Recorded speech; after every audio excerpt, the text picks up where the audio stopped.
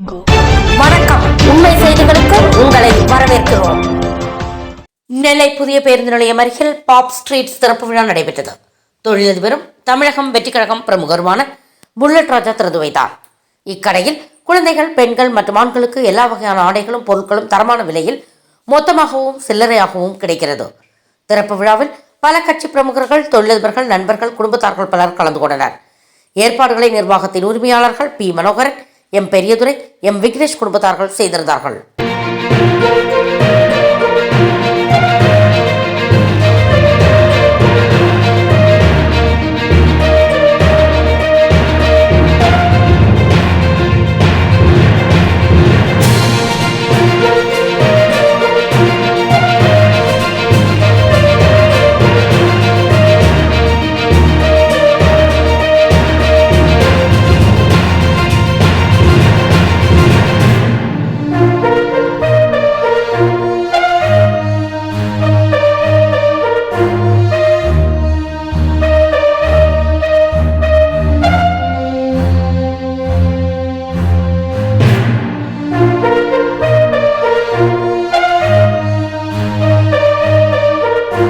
Thanks for watching உண்மை செய்திகள்.